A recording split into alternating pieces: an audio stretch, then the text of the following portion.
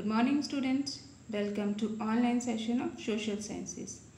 In previous class we have started new chapter of geography, that is chapter 4, air surrounding the earth. In that class we have studied a lot regarding the atmosphere. As air is a mixture of several gases, the earth is surrounded by an envelope consisting of layers of gases collectively called the atmosphere. And after that we have studied about its origin, as at the time of its birth the earth was like a whirling mass of gases and rock particles in space. It gradually cooled down. With this cooling, the gas separated from heavier particles. The gas then formed a blanket around the heavier particles, which settled in the center, forming the lithosphere, and the gases formed the atmosphere. After that we have studied about composition of the atmosphere. As air is a mixture of tiny molecules of gas, there are very different gases are there, like oxygen, that is of 21%, nitrogen is of 78%, and other gases are there that is of only 1%. After this we have studied about greenhouse effect. As the atmosphere absorbs a great part of terrestrial radiation given out by the earth, since it absorbs its heat from the below, and it reflects the part of it to the earth at night when the temperature is very low. This helps to keep the earth warm. This process even happens during daytime, and this effect is similar to a glass house, that is known as greenhouse. Next we have studied about global warming. As pollutants in the atmosphere is creating heat sink and rising the average mean temperature of the earth. This is known as global warming. Now today we are going to study about the structure of the atmosphere. The atmosphere exists in layers, means many different layers are there. This layering arrangement is known as structure. Here you can see many different color layers are there. See, first of all, that this here we are having earth, after that we are having 4 or 5 layers, and all layers are shown with the help of different color. So this layering arrangement is known as structure. Now this structure is always based on temperature. There are 5 layers of atmosphere. First is troposphere, second stratosphere, third is mesosphere, fourth is thermosphere, and fifth is exosphere. Here we are having a diagram of layers of the atmosphere. Here you can easily see that from here down this layers will be started, and we will go vertically upside like this. So first of all we are having first layer, that is troposphere, second is stratosphere, third mesosphere, fourth thermosphere, and fifth is exosphere. Now first of all we are going to understand about troposphere. So this layer is the lowest layer of the atmosphere. It extends from the Earth's surface up to about 15 km. Within this range, the temperature of the air falls at the rate of 1 degree centigrade or Celsius for every 165 meters of ascent. Mean as we will move, and after every 165 meters, 1 degree Celsius will be decreased in the temperature.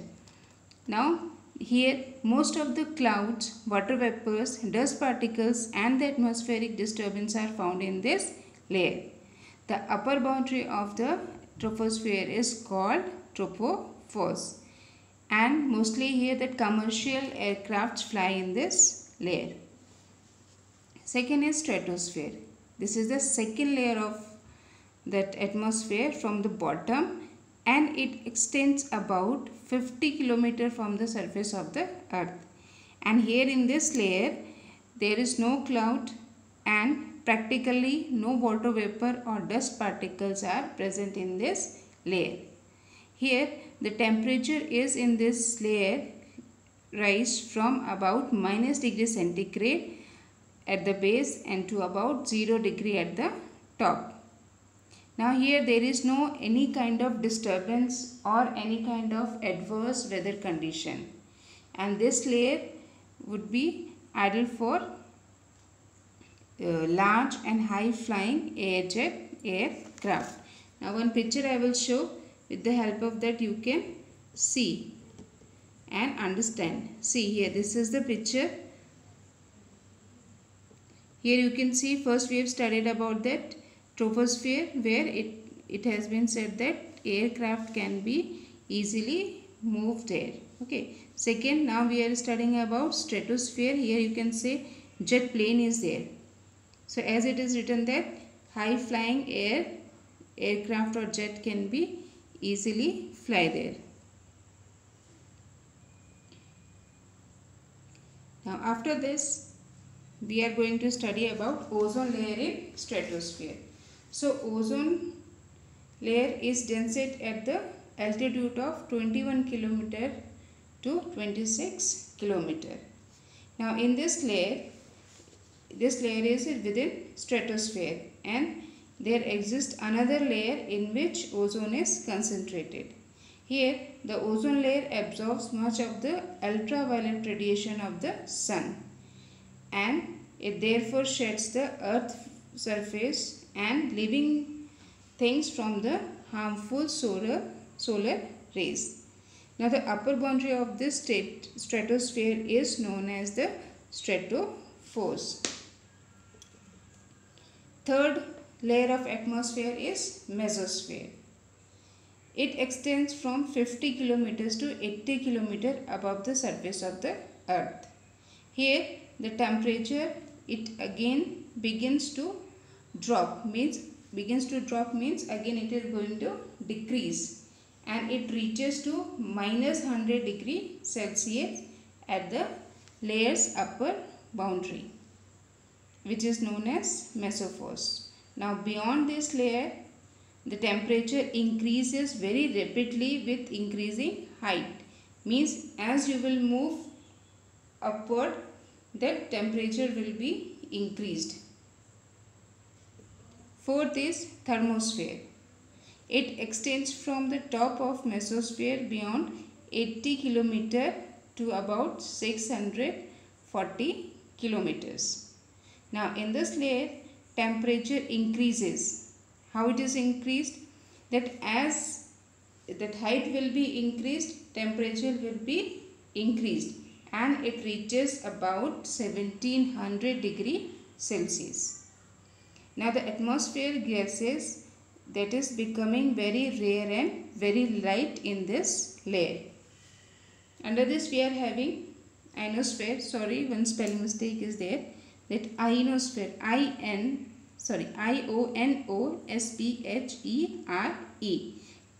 Here last we can say, see here,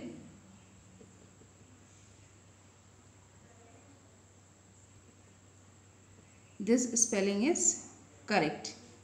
Here spelling mistake is there, so please consider this spelling, that is ionosphere.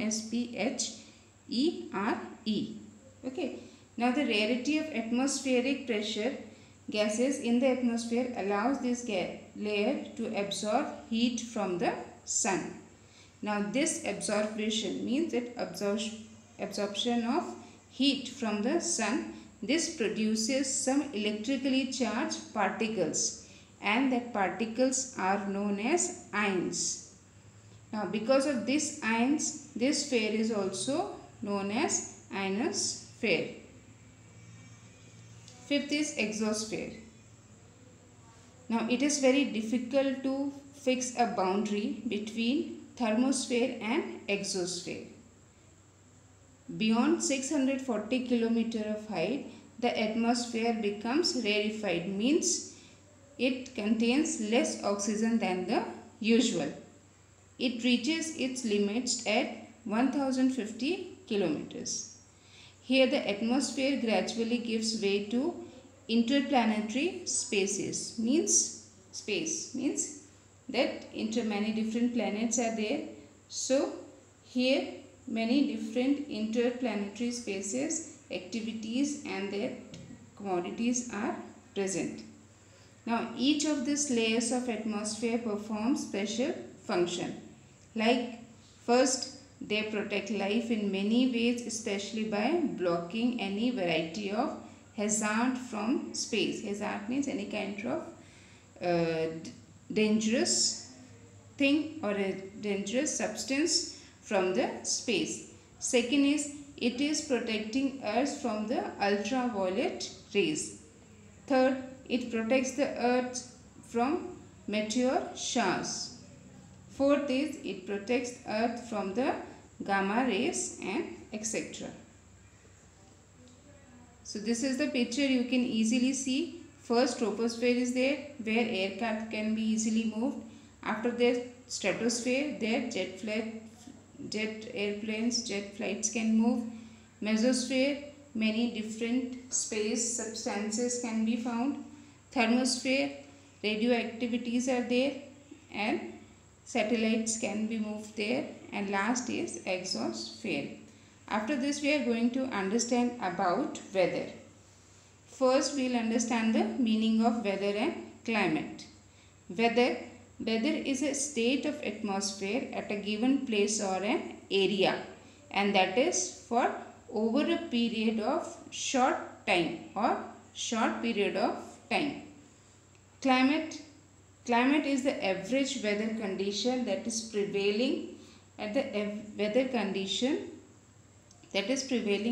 place over long period of time. Here we can take about 35 years. Now we will understand the difference between these two, or we can compare these two, weather and climate. First, weather, the state of atmosphere over a smaller given area and over a short period of time, that is called weather. If it is written, that should be off. Now when we will see climate, then state of atmosphere over a large area, means as weather it was in smaller area, so climate is in a large area, and that is specially for a long period of time, as we have studied earlier as 35 years. Second, it's weather, they are having different elements like temperature, pressure, rainfall, humidity and precipitation. Now in climate, these elements are same, means as the elements are there in weather, same elements are present in climate, but they include only aggregate conditions over a longer period of time or duration, means means overall condition throughout that long period of time. Third is, a small change in any of the elements may change the weather. As we have studied that there are 5 elements. What were they? Yes, temperature, pressure, rainfall, humidity and precipitation. If any small change is there in any of these elements, then it will be considered as weather. And if any small change is there in the elements during that long period in climate, that will not be affected or considered. Fourth is, weather may be cold, hot, sunny or rainy during a particular season. And under climate, the world is divided into several climate zones. This we will study ahead. Now both, as we have studied in the differentiation, both means weather and climate. Both have common elements which are determined and influence them in short run or long run, means short period of time or long period of time. Which are that elements? First is atmospheric temperature, second is pressure, Third is humidity. Fourth is precipitation.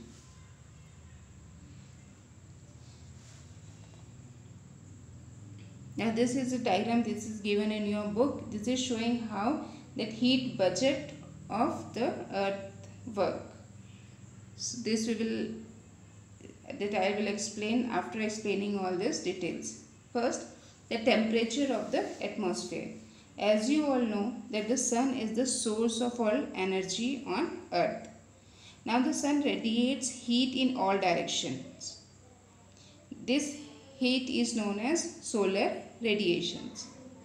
Now the solar radiation that strikes the upper layer of the earth's atmosphere, that is called insolation. Meaning, in simple words, we can say incoming solar radiation means that radiation coming from sun to the earth. The atmosphere does not transmit the whole of the insolation to the earth. Now what happens when that radiations come from the sun? This atmosphere does not transmit whole of that radiation to the earth or insolation to the earth. For example, let's take that 100 units, means from that sun 100 units are coming, and after that 100 units only 51 units will be received by the earth's surface. And what happened to remaining 49 units? That 49 units will be reflected back, and that will be with the small part being absorbed by the atmosphere, heating it. The earth's surface is heated by insolation, but it reflects back its heat to the atmosphere. The amount of insolation decreases from the equator towards the poles. Means if any place that is near equator, that will accept more insolation. Now as we will move to poles, whether either North Pole or South Pole, this insolation started decreasing. The heat radiated by the earth back to the atmosphere is called terrestrial radiation. This atmosphere uses a major part of this terrestrial radiation for its own heating from the below. The remaining part is lost to the space. Means atmosphere that is using a very big amount or large part of terrestrial radiations for its own heating from the below, means from the earth. The atmosphere thus gets heated more by the atmosphere thus gets heated more by terrestrial radiation than the insolation. That is, it is getting more heat from the below, means from the earth instead of from the above. The heating of the atmosphere by terrestrial radiation is 2.5 times more than the insolation. Now when we will compare the terrestrial radiation and insolation, then ratio will be, there will be a vast difference in the ratio. Like terrestrial radiation will be 17 and insolation will be 7 only. Ratio will be 17:7. Now because the earth rotates on its axis in an inclined position, the temperature of the atmosphere is not uniform. Uniform means not same at everywhere on earth. Now we are having some factors that is affecting the temperature, like latitude. Latitude means placed at or around the equator that receive more heat than the places towards the poles. Second is altitude. That is, temperature decreases with altitude. It coolers at the top of the mountain than at the bottom. It is the reason why that Shimla is more cooler than the Ambala. Now the rate of decreases of air temperature that is increasing height is called lapse rate. Third is distance from the sea. The sun heats and cools land areas more quickly than the water bodies. Now the places near the sea have equatable climate, while the places away from the sea, they have extreme climate. This is the difference between equatable climate and extreme climate. First we can see which places are having equatable climate. That places near the sea coast have equatable climate, whereas the places far away from the sea, they have extreme climate. Second is that summers are very hot in equatable climate and winters are not very cold. And in extreme climate, summers are very hot and winters are very cold. Third is there is very little temperature variation between the hottest part and the coolest part of the night in equatable climate. Now in extreme climate there is a large difference between the day, night and the summer and winter temperatures. Fourth is equatable climate, that is the type of climate, it is also called as maritime climate.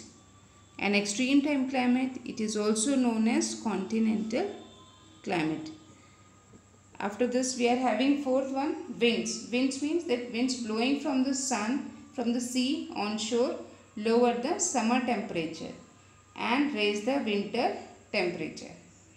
Similarly, when the wind blows from the warmer regions also raise the temperature, and winds blowing from the colder region lower the temperature. Next is ocean currents. So there are two types of ocean currents. First is warm ocean current and second is cold ocean currents. Now there are both ocean currents that is circulating around the world. This ocean currents supplies moisture and heat to winds, which then raise or means which increase or decrease the temperature in coastal areas. Now direction of mountains, as you know that four directions are there, east, west, north, south, and four sub-directions are there. So the Himalayas, which is lie in the east-west direction, that is preventing cold winds blowing from the north to enter India. This has the effect of giving warmer climate to India. Seventh is slope of land. So different types of slopes are there, some facing north side and some facing that south.